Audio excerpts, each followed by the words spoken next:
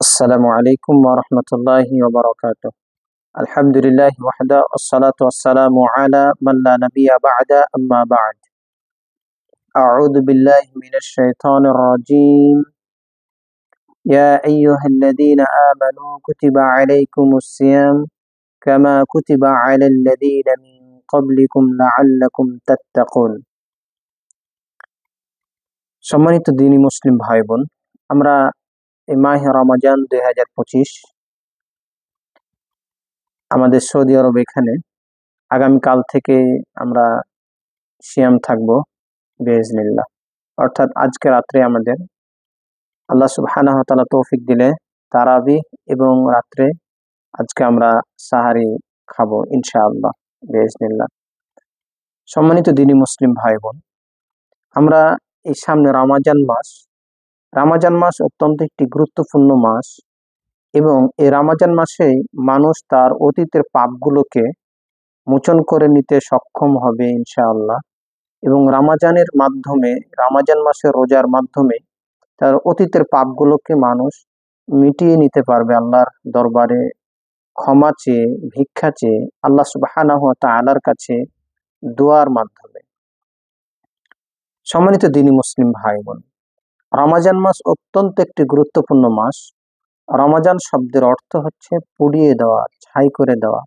অর্থাৎ মানুষ অন্যান্য 11টি মাসে যে পাপগুলো করবে বা করেছে, এই পাপগুলো রমাজান মাস আসলে তার এই রমাজানের সিয়ামের মাধ্যমে সে তার পাপগুলোকে মিটিয়ে নিবে। সে তার পাপগুলো থেকে নিজেকে মুক্ত করার জন্য আপ্রাণ চেষ্টা করবে। এই জন্য রমাজান মাস একটি আত্মশুদ্ধির মাস বলা হয়েছে। রমাজান মাস অত্যন্ত একটি গুরুত্বপূর্ণ মাস অন্য অন্য মাসগুলোর থেকে। সম্মানিত দ্বীনী মুসলিম ভাই বোন, আমরা এই জন্য আল্লাহ সুবহানাহু ওয়া তাআলার কাছে আজকের সর্বপ্রথম মহান রবের কাছে শুকরিয়া আদায় করি যে আমরা রমাজান মাসকে সামনে পেয়ে গেছি। আলহামদুলিল্লাহ, একেবারে রমাজানে আমরা সামনে উপনীত হয়েছি। আলহামদুলিল্লাহ, আমরা মহান রবের কাছে এই জন্য আরো শুকরিয়া আদায় করি। সকলেই বলুন আলহামদুলিল্লাহ। সালাত ও সালাম বর্ষিত হোক আমাদের প্রিয় নবী মুহাম্মদ রাসূলুল্লাহ সাল্লাল্লাহু আলাইহি ওয়াসাল্লামের প্রতি। সকলেই বলুন সাল্লাল্লাহু আলাইহি ওয়াসাল্লাম। সম্মানিত দ্বীনী মুসলিম ভাই বোন, আমাদের এরকম আলোচনা এই জন্যই আমরা করি, যেমন আপনি যদি সূরা হামিম সাজদা 33 নম্বর আয়াতটির দিকে লক্ষ্য করেন, আল্লাহ সুবহানাহু ওয়া তাআলা এখানে বলছেন, ওয়ামান আহসানু কাওলাম মিম্মান দাআ ইলাল্লাহ ওয়া আমিলা সালিহা ওয়া ক্বালা ইন্নানী মিনাল মুসলিমিন। সুবহানাল্লাহ। আপনি মানুষের কাছে পৌঁছাবেন, এই দাওয়াতি কাজ করবেন। আল্লাহ সুবহানাহু ওয়া তাআলা দেখুন কত চমৎকার এখানে কথা বলছেন। আল্লাহ সুবহানাহু ওয়া তাআলা বলছেন, আর তার চেয়ে কার কথা উত্তম যে আল্লাহর দিকে আহ্বান জানায় বা আল্লাহ সুবহানাহু ওয়া তাআলার পথে মানুষকে ডাকে এবং সৎ কাজ করে আর বলে অবশ্যই আমি মুসলিমদেরই একজন। সম্মানিত দ্বীনী মুসলিম ভাই বোন, তাই আসুন, সামনে রমাজান মাস আসছে, আত্মশুদ্ধির মাস। নিজে আমল করব, অন্যকে আমল করার জন্য আমরা উদাত্ত আহ্বান জানাবো, মানুষকে সৎ কাজের দিকে আহ্বান করব। আপনি যদি সালাফদের বৈশিষ্ট্য জানতে চান, খসাইস আহলি সুন্নাহ যদি জানতে চান, তাহলে সেখানেও পাবেন। আল্লাহ সালাফরা এই কথা বলছেন যে আন্নাহুম আন্নাহুম তুমিনুনা বিল খায়র সালাফরা বলছেন যে মানুষকে ভালো কাজের আদেশ করতে হবে, খারাপ কাজ থেকে নিষেধ করতে হবে। এটা একটা সালাফদের বৈশিষ্ট্য। তাই আসুন, আল্লাহ সুবহানাহু ওয়া তাআলা এবং অতঃপর সালাফদের কথা কিন্তু একেবারে মিলে যাচ্ছে। আলহামদুলিল্লাহ। তাই আসুন, আমরা সালাফে সালেহিনদের পথকে অনুসরণ করে দাওয়াতি কাজ করব, যেই যেখান থেকে যতটুকু পারি। তাই আসুন, সামনে রমাজান মাস, এই রমাজান মাস আমাদের আত্মশুদ্ধির মাস। এই মাসের মাধ্যমে আমরা আমাদের অতীতের পাপগুলো ক্ষমা করে নেওয়ার জন্য আপ্রাণ চেষ্টা করি। আমাদের আজকের আলোচনা আমরা যেটি বলতে চাচ্ছি, আরো আমাদের সাথে থাকুন। আল্লাহ সুবহানাহু ওয়া তাআলা বলছেন, ইয়া আইয়ুহাল্লাযীনা আমানু কুতিবা আলাইকুমুস সিয়ামু কামা কুতিবা আলাল্লাযীনা মিন ক্বাবলিকুম লাআল্লাকুম তাত্তাকুন। আল্লাহ তাআলা সূরা বাকারা 183 নম্বর আয়াতে বলছেন, হে মুমিনগণ, হে পরহেজগার ব্যক্তি, হে মুমিনগণ, তোমাদের জন্য সিয়াম বিধান দেওয়া হলো। অর্থাৎ তোমরা সিয়াম পালন করো। যে যে বিধান, অর্থাৎ যেই বিধান তোমাদের পূর্ববর্তীদেরকে দেওয়া হয়েছিল, যাতে তোমরা তাকওয়ার অধিকারী হতে পারো। আল্লাহ সুবহানাহু ওয়া তাআলা এখানে তিনটি কথা বললেন। ইয়া আইয়ুহাল্লাযীনা আমানু কুতিবা আলাইকুমুস সিয়াম, হে ঈমানদারগণ ব্যক্তি, তোমাদের প্রতি সিয়ামকে ফরজ করা হয়েছে। কুতিবা আলাইকুমুস সিয়াম কামা কুতিবা আলাল্লাযীনা মিন ক্বাবলিকুম, যেমন ভাবে তোমাদের পূর্ববর্তীদের প্রতি কি সিয়ামকে ফরজ করা হয়েছিল। লাআল্লাকুম তাত্তাকুন, যাতে করে তোমরা পরহেজগারিতা অবলম্বন করতে পারো। সম্মানিত দ্বীনী মুসলিম ভাই বোন, এই উল্লেখিত আয়াত আল্লাহ সুবহানাহু ওয়া তাআলা বোঝাতে চেয়েছেন যে প্রত্যেক মুমিন ব্যক্তির উচিত না, প্রত্যেক মুমিন ব্যক্তির প্রতি ফরজ হলো রমজানের সিয়াম পালন করা।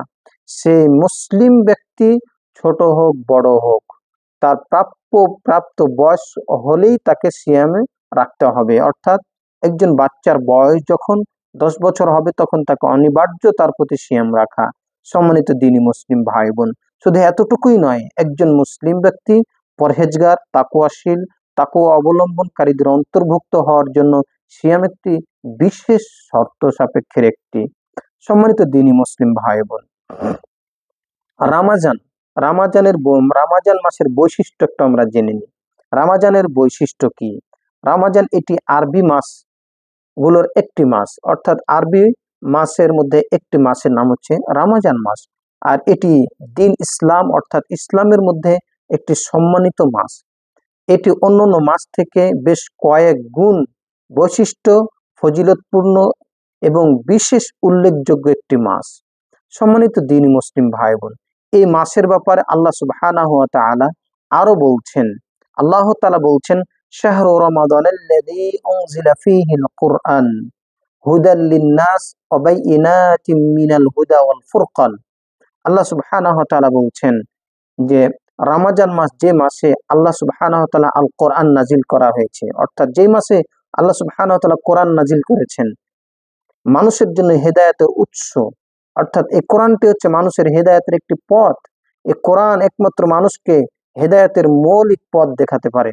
আল্লাহ সুবহানাহু ওয়া তাআলা বলছেন, হেদায়েত ও সত্যের পার্থক্যকারী সুস্পষ্ট নিদর্শন বহন করে কোরআন। আল্লাহ সুবহানাহু ওয়া তাআলা আরো বলছেন, ফামা শাহিদা মিনকুমুশ শাহরা ফালইয়াসুমহু, সুতরাং তোমাদের মাঝে যে ব্যক্তি এই মাসকে পায়, তোমাদের মধ্যে যে ব্যক্তি এই মাসকে পাবে সে যেন সিয়াম পালন করে। আল্লাহ তাআলা সূরা বাকারার 85 নম্বর আয়াতে এই কথাটি উল্লেখ করেছেন। আমরা যদি আরো লক্ষ্য করি তাহলে আরো আমাদের কাছে স্পষ্ট হবে, যেটি সহিহ বুখারীর 8 নম্বর হাদিস এবং সহিহ মুসলিমের 16 নম্বর হাদিস। ইবনে উমর রাদিয়াল্লাহু তাআলা আনহু হতে বর্ণিত, নবী মুহাম্মদ রাসূলুল্লাহ সাল্লাল্লাহু আলাইহি ওয়াসাল্লাম বলেছেন, বুনিয়াল ইসলামু আলা খামসিন শাহাদাতি আল্লা ইলাহা ইল্লাল্লাহ ওয়া আন্না মুহাম্মাদার রাসূলুল্লাহ ওয়া ইকামিস সালাহ ওয়া ইতাইজ যাকাত ওয়া সাওমি রমাদান ওয়া হজ্জিল বাইত। এই হাদিসটি একটি প্রসিদ্ধ মাশহুর হাদিস। এই হাদিসটা আমরা অনেকেই অবগত আছি। দেখুন, আল্লাহ সুবহানাহু ওয়া তাআলা বলছেন, ইসলাম 5টি স্তম্ভের উপর প্রতিষ্ঠিত। তার একটি হচ্ছে কালেমা, একটি কি এই সাক্ষ্য দেওয়া যে আল্লাহ সুবহানাহু ওয়া তাআলা ছাড়া প্রকৃত কোনো মাবুদ নেই, মুহাম্মদ সাল্লাল্লাহু আলাইহি সাল্লাম তার বান্দা এবং রাসূল। 2, আল্লাহ রাসূল বলছেন ইকামিস সালাহ, সালাত প্রতিষ্ঠিত করা, সালাত কায়েম করা। 3, আল্লাহ নবী বলছেন যে ওয়া ইতাইজ যাকাত, আর যাকাত আদায় করা। যাদের প্রতি যাকাত ফরজ তাদেরকে যাকাত আদায় করতেই হবে। ফরজ যাকাত যদি কোনো ব্যক্তি আদায় না করে নিঃসন্দেহে সে গুনাহগার হবে এবং নিঃসন্দেহে সে গুনাহগারীদের অন্তর্ভুক্ত হবে। 4 নম্বর আল্লাহ রাসূল বলছেন অসাওমি রমাদান, আর রমজান মাসের সিয়াম পালন করা। 5 নম্বর আল্লাহ রাসূল বলছেন ওয়া হজ্জিল বাইত, আর অর্থ সম্পদ থাকলে আপনি হজ পালন করবেন।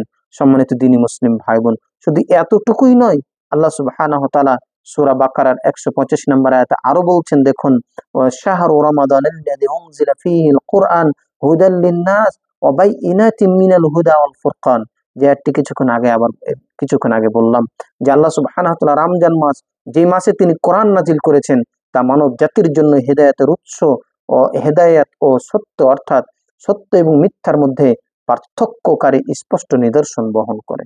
সম্মানিত দ্বীনী মুসলিম ভাই বোন, রমজান মাস অত্যন্ত একটি গুরুত্বপূর্ণ মাস, যে মাসে আল্লাহ সুবহানাহু ওয়া তাআলা পবিত্র কোরআন নাজিল করেছেন, যে মাসে শুধু পবিত্র কোরআনই নয়, আরো সামনে স্পষ্ট কথা আসছে। দেখুন, সে শুধু কোরআনই নয়, দেখুন বিশেষভাবে এই রমজানকে উল্লেখ করে দেখুন আপনি সূরা আপনার সূরা না সূরাতুল আপনার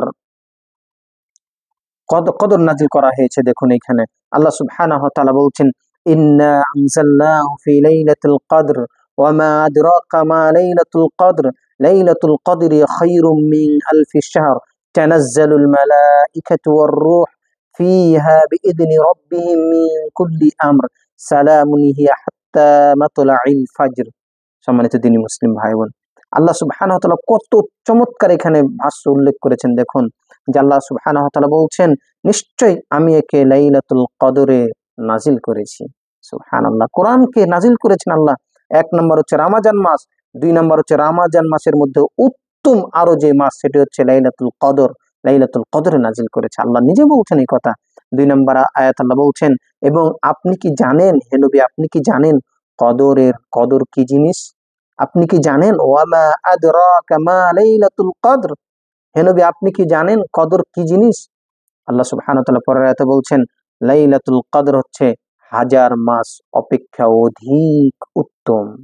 সুবহানাল্লাহ, এই লাইলাতুল কদর, এই জন্যই তো সহিহ বুখারী, মুসলিম সহ কুতুবে সিত্তার অন্যান্য গ্রন্থে এতই ফজিলতপূর্ণ এই রাতগুলোর ব্যাপারে এবং ফজিলত উল্লেখ করেছেন আল্লাহ সুবহানাহু ওয়া তাআলা এবং আমাদের নবী মুহাম্মদ রাসূলুল্লাহ সাল্লাল্লাহু আলাইহি সাল্লাম।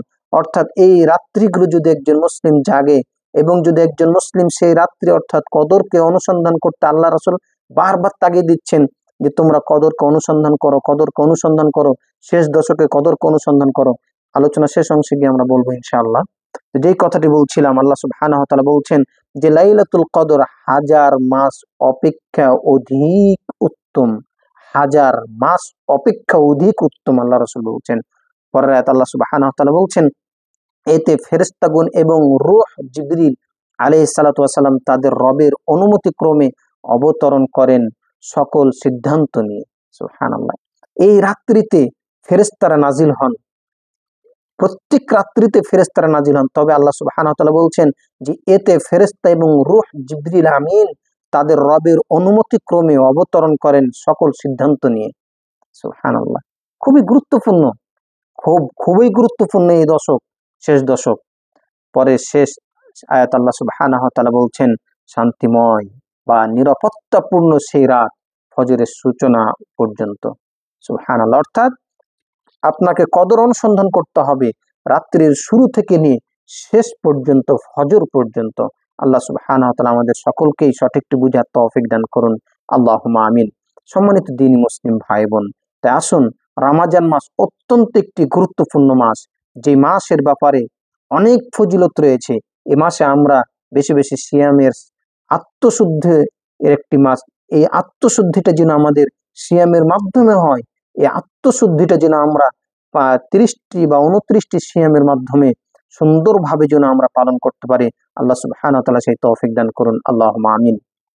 সম্মানিত দ্বীনি মুসলিম ভাই বোন, এই রাত্রির এবং এই রমজান মাসের ব্যাপারে আল্লাহ রাসূল আরো কি বলছেন দেখুন।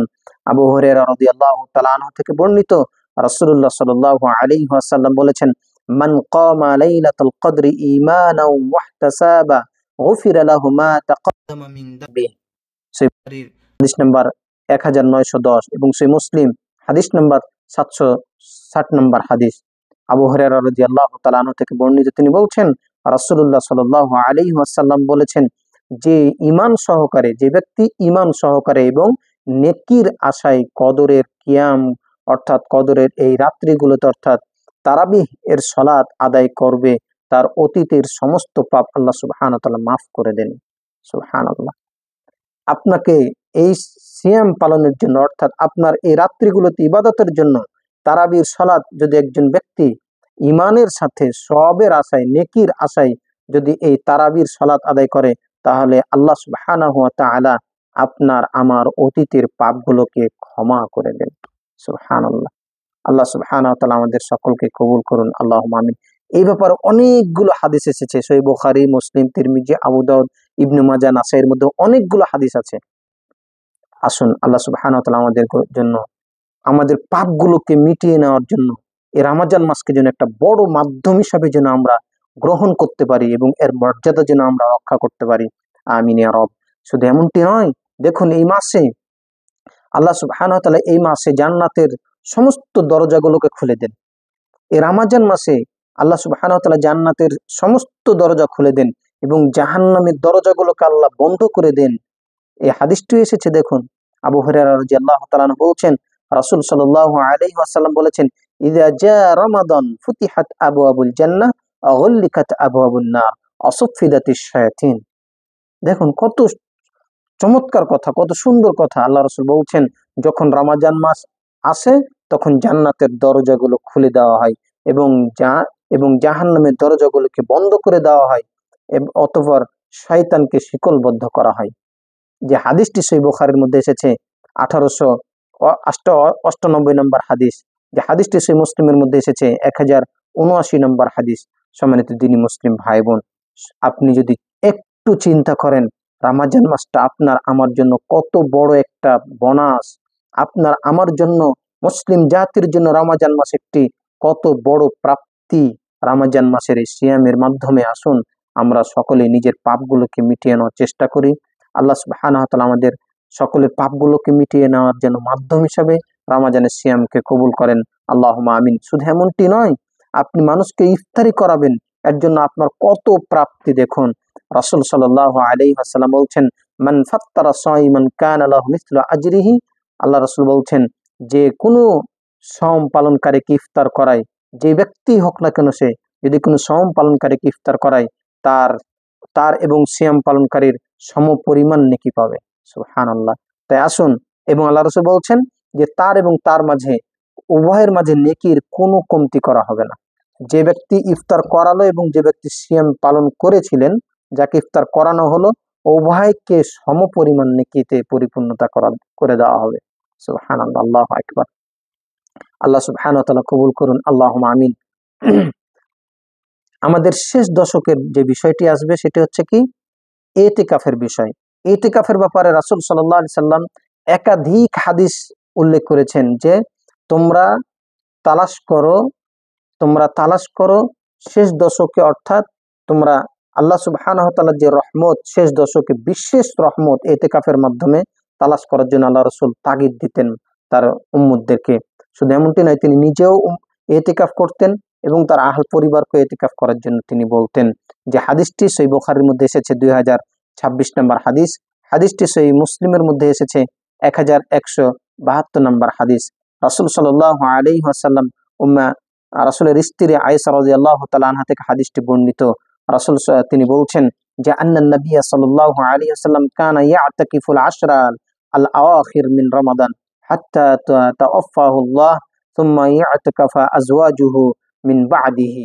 নবী মুহাম্মদ সাল্লাল্লাহু আলাইহি ওয়াসাল্লাম তাকে মৃত্যুদানের আগ পর্যন্ত আল্লাহ রাসূল নিজে রমজানের শেষ 10 দিন ইতিকাফ পালন করতেন, তারপর তার স্ত্রীগণ ইতিকাফ পালন করতেন। তাই আসুন, মহিলারাও ইতিকাফ পালন করবে পারলে এবং পুরুষরাও ইতিকাফ পালন করার জন্য চেষ্টা করবে। আল্লাহ সুবহানাহু ওয়া তাআলা আমাদের জন্য কবুল করুন, সহজ করুন, আল্লাহুম্মা আমিন। আরেকটি যে বিষয়টি সেটি হচ্ছে ইফতার বিলম্বে না করা, ইফতার তাড়াতাড়ি করা। ইফতারের জন্য 2 মিনিট 3 মিনিট লেট করে ইফতার করা, আজানের জন্য অপেক্ষা করা, এমনটি নয়। সময় হবে, সময়ের সাথে সাথে একজন মুসলিম তার সিয়াম ভঙ্গ করবে ইফতারের মাধ্যমে। সেই হাদিসটি দেখুন, তিরমিজির মধ্যে এসেছে, সেই হাদিস 699 নম্বর হাদিস। সাহল ইবনে সাআদ রাদিয়াল্লাহু তাআলা আনহু থেকে বর্ণিত, তিনি বলছেন, রাসূল সাল্লাল্লাহু আলাইহি ওয়াসাল্লাম বলেছেন, লা তাজালুন নাস বিখাইরিন মা আজ্জালুল ফিতরা।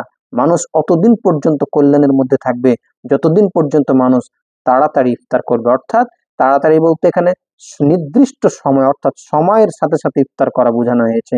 তা আসুন আমরা সময়ের সাথে সাথে ইফতার করি। আল্লাহ সুবহানাহু ওয়া তাআলা আমাদের জন্য সহজ করুন এবং কবুল করুন, আল্লাহুম্মা আমিন।